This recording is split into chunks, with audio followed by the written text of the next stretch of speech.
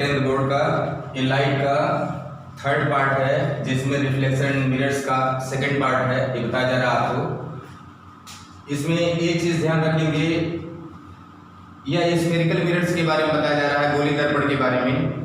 ठीक, गोली दर्पण के बारे में बताया जा रहा है। तो आपको सबसे पहले ये परिभाषित करना पड़ेगा कि गोली दर्पण में कॉन्केव मिरर, जैसे कॉन्केव है, कॉन्केव अवतल दर्पण और कॉन्वेक्स उत्तल दर्पण को डिफाइन कैसे करेंगे। ठीक है, इसको डिफाइन कैसे करेंगे, देखिए कॉन्केव मिरर यानी अवतल दर्पण वह गोलीय दर्पण है, ठीक है, जिसकी रिफ्लेक्टिंग सरफेस, यहां पर देख रहे हैं पीछे की तरफ क्या किया गया है, कोडिंग की गई है। जैसे देख लीजिए, मान लीजिए यह कॉन्केव मिरर है, इसमें पीछे की तरफ देखिए, पीछे की तरफ क्या की गई है, कोटिंग की गई है। यह नॉन रिफ्लेक्टिंग सरफेस है। लाइट का रिफ्लेक्शन किसकी तरफ से होगा, जिधर की तरफ से रिफ्लेक्टिंग सरफेस है, इधर की तरफ ऑब्जेक्ट होगा, तो ऑब्जेक्ट हमेशा इधर की तरफ होगा। तो याद रखिए कि वह गोली दर्पण जिसकी, मान लीजिए यहां पर आप निकाल देते हैं, या पीछे नॉन रिफ्लेक्टिंग सरफेस है, आगे रिफ्लेक्टिंग सरफेस है, तो वह गोली दर्पण जिसकी रिफ्लेक्टिंग सरफेस की तरफ फोकस और सेंटर ऑफ कर्वेचर आता है, वह हो गया अवतल दर्पण। ठीक उसी तरह अब कॉन्वेक्स को अगर डिफाइन करना होगा तो वह गोली दर्पण डायड स्फेरिकल मिरर जिसका रिफ्लेक्टिंग सरफेस, अब देखिए ये हुआ, ये आपका हुआ रिफ्लेक्टिंग सरफेस। रिफ्लेक्टिंग सरफेस की तरफ क्या है, ऑब्जेक्ट है, जबकि उसका फोकस और centre of curvature non reflecting surface की तरफ है। ठीक, तो वह गोली दर्पण जिसका फोकस और centre of curvature non reflecting surface की तरफ होता है, उत्तल दर्पण है।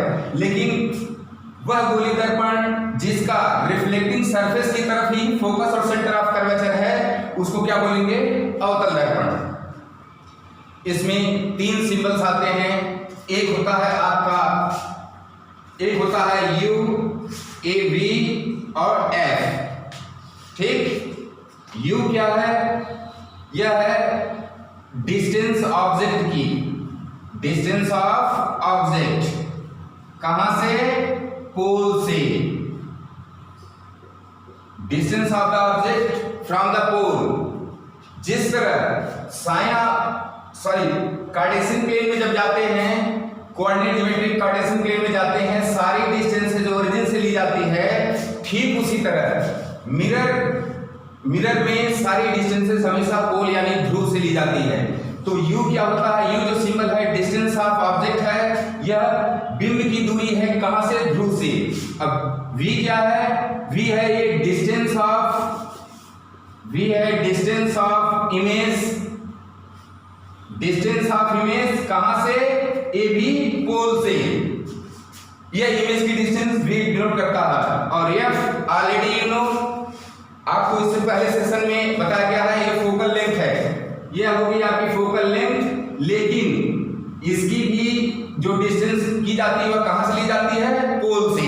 ये चीज हमेशा ध्यान रखिएगा कि u v f, और इसी से आपका मिरर फार्मूला बनता है 1/u + 1/v is equal to 1/f। ये आपका बनता है मिरर फार्मूला। इसको डिडक्ट करके हम प्रूव करके बताएंगे कि यह मिरर फार्मूला आया कहां से, जैसे f = r/2 बताया गया है। अब देखिए यहां पर यही चीज यहां पर भी लागू होती है।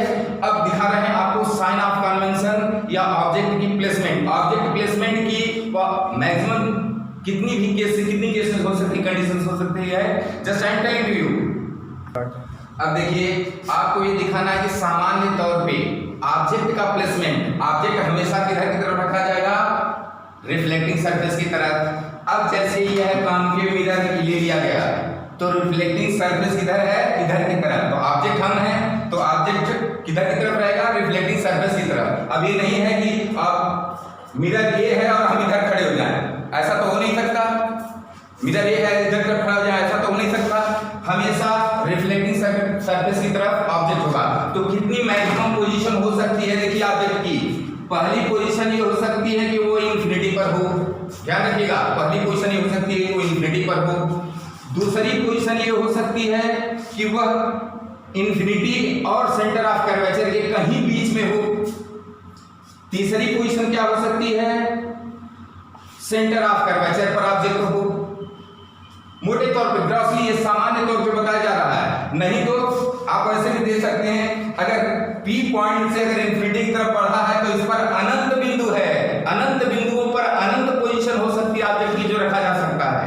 बट वहां पर आपको ये फ्रेम करना है कि सामान्य तौर पे कितनी स्थितियां हो सकती हैं जो डिफरेंट टाइप, जैसे centre of curvature, focus, infinity locations है, उसको उसी हिसाब से। तो तीसरी पोजीशन सेंटर ऑफ कर्वेचर को हो सकती है, चौथी पोजीशन सेंटर ऑफ कर्वेचर और फोकस के बीच में हो सकती है, यानी सेंटर ऑफ कर्वेचर और फोकस के बीच में हो सकती है। चौथी पोजीशन क्या हो सकती है, पांचवी पोजीशन क्या हो सकती है, यह फोकस पर हो सकती है, पांचवी पोजीशन फोकस पे, और छठवीं पोजीशन फोकस और पोल के बीच में हो सकती है। लेकिन अगर ये तो अवतल दर्पण के लिए सत्य है, लेकिन अगर कॉन्वेक्स मिरर के लिए चलते हैं, ये देखिए कॉन्वेक्स मिरर के लिए पहली पोजीशन क्या हो सकती है, अब यहाँ पर फोकस सेंटर ऑफ कर्वेचर तो नॉन रिफ्लेक्टिंग सरफेस की तरफ है, तो सिर्फ दो ही मुकाम है, दो ही इसके डेस्टिनेशंस हैं, लोकेशंस हैं जिनके हिसाब से हम रख सकते हैं। या तो ऑब्जेक्ट इंफिनिटी पर हो एक पोजीशन, और दूसरी या तो ऑब्जेक्ट इंफिनिटी और पोल के कहीं पर बीच में हो। देखिए अब इसी को हम इस पर प्रिंसिपल एक्सिस यानी मुख्य अक्ष पर दिखाने जा रहे हैं कि ऑब्जेक्ट की रेलगाड़ी जो जाएगी, जो है समझ रहे हैं, उसके कितने स्टेशन होंगे, 6 स्टेशन। पहला स्टेशन इंफिनिटी पर हो सकता है, दूसरा स्टेशन कहां होगा, दूसरा स्टेशन कहीं पर सेंटर ऑफ कर्वेचर और इंफिनिटी के बीच में होगा, तीसरा स्टेशन कहां होगा, सेंटर ऑफ कर्वेचर पर होगा, चौथा स्टेशन फोकस और सेंटर ऑफ कर्वेचर के बीच में होगा, पांचवा फोकस पर होगा, और छठवां पोल और फोकस के बीच में होगा। लेकिन अगर यही कॉन्वेक्स यानी उत्तल दर्पण के केस में जाते हैं तो फोकस और सेंटर ऑफ कर्वेचर कहां चले जाते हैं, आउटर। ये आउटर में सिर्फ 2 स्टेशन बचे हैं ऑब्जेक्ट के लिए। कौन सा, पहला पोजीशन इंफिनिटी पर हो सकती है और दूसरी पोजीशन कहीं पोल और इंफिनिटी के बीच में हो सकती है, यानी पहली पोजीशन ये हो सकती है, दूसरी पोजीशन ये हो सकती है। अब आपको हम बता रहे हैं कि इमेज फॉर्मेशन इसमें कैसे होगा, और इसमें टेक्निक बता रहे हैं जो कि पहले ही वीडियो में हमारा दिया गया था, लेकिन हालांकि उसको आप क्लियरली हम एक्सप्लेन कर दे रहे हैं। अब देखिए अवतल दर्पण में ऑब्जेक्ट की पोजीशन हमने आपको 6 बताया है, तो इमेज की फॉर्मेशन में आप हमेशा ध्यान रखिएगा, एक पैरामीटर हमेशा ध्यान में रखिएगा।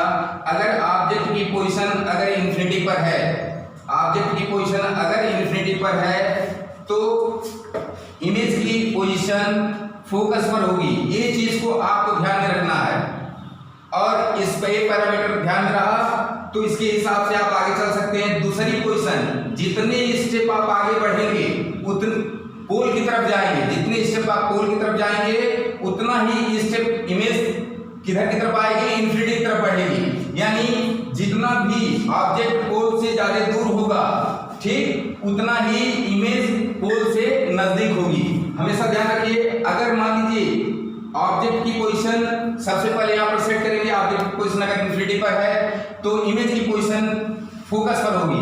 अब ऑब्जेक्ट को दूसरी पोजीशन पर लेके राइट बढ़ते हैं तो इमेज की पोजीशन कहां पर आ जाएगी, यहां पर चौथी नंबर पे आ जाएगी, यानी फोकस और सेंटर ऑफ कर्वेचर के बीच में आएगी। फिर अगर ऑब्जेक्ट की पोजीशन 3 पर लेके जाते हैं तो चौथी पोजीशन से एक स्टेप वो भी लेफ्ट भागेगी, इमेज यहां पर बनेगी। यानी ऑब्जेक्ट की पोजीशन अगर सेंटर ऑफ कर्वेचर पर होगी ऑब्जेक्ट की पोजीशन, तो इमेज की पोजीशन भी सेंटर ऑफ कर्वेचर पर होगी। अब ऑब्जेक्ट को पोल की तरफ जो है एक स्टेप और बढ़ाते हैं तो इमेज की भी पोजीशन एक स्टेप यानी दूसरे नंबर पे आएगी, सेंटर ऑफ कर्वेचर और इंफिनिटी के बीच में बनेगा। हमेशा ध्यान रखिए। और अगर इसी को एक स्टेप और हम आगे लेके जाते हैं, इसका मतलब इमेज की पोजीशन भी अपनी जगह से यहाँ एक स्टेप और इधर कर पाएगी, यह आपका होगा इंफिनिटी पर। यानी इमेज की पोजीशन कहां बनेगी, इंफिनिटी पर। यानी ऑब्जेक्ट अगर फोकस पर रखा गया तो इमेज की पोजीशन इंफिनिटी पर बनेगी। अब अगर यहां पर देख रहे हैं अभी अनंत तक, पोल से अनंत तक की सारी दूरियां प्रतिबिंब बनने के लिए पूरी हो चुकी। अब इससे अगर एक स्टेप छठवीं पोजीशन यानी पोल और फोकस के बीच जाते हैं ऑब्जेक्ट को, तो इधर की सारी दूरी समाप्त हो गई है। तो अब इमेज का फॉर्मेशन किधर तरफ होगा, पोल के पीछे पॉजिटिव इंफिनिटी की तरफ बनेगा। इधर की जितनी भी इमेजेस कॉनकेव मिरर में बनेंगी वह रियल इन्वर्टेड होंगी, बट जो है जो right hand side positive infinity यानी बिहाइंड द मिरर यानी नॉन रिफ्लेक्टिंग सरफेस के बिहाइंड बनेगा, वह हमेशा वर्चुअल और इरेक्ट इमेज होगी। और यही पोजीशन आप यहाँ पर देख रहे हैं कि अगर ऑब्जेक्ट की पोजीशन दो ही पोजीशन है कॉन्वेक्स में, या तो इंफिनिटी पर ऑब्जेक्ट हो, नहीं तो पोल और इंफिनिटी के बीच में हो कहीं पर। अगर इंफिनिटी पर है, इंफिनिटी पर होगा, जैसे यहाँ पर इंफिनिटी पर अगर ऑब्जेक्ट है तो इमेज की फॉर्मेशन कहाँ पर होगा, फोकस पर होगा। उसी तरह अगर यहाँ पर ऑब्जेक्ट इंफिनिटी पर रखा जाता है उत्तल दर्पण यानी कॉन्वेक्स मिरर में, तो इमेज फॉर्मेशन कहाँ पर होगा, फोकस पर होगा। लेकिन अगर यही एक स्टेप और आगे बढ़ते हैं, दूसरी पोजीशन पे लेके जाते हैं, तो वह एक स्टेप इधर की तरफ पड़ेगा, पोल की तरफ पड़ेगा, और यहाँ पर बीच में कहीं पर इमेज बनेगी यानी फोकस और पोल के बीच में बनेगी। यह है आपका इमेज फॉर्मेशन कॉनकेव मिरर और कॉन्वेक्स मिरर का। अभी हम आपको इमेज फॉर्मेशन कैसे होगा उसके कुछ लॉज हैं वो हम बताएंगे। इससे पहले हम आपको लेके चलते हैं साइन ऑफ कन्वेंशन पर।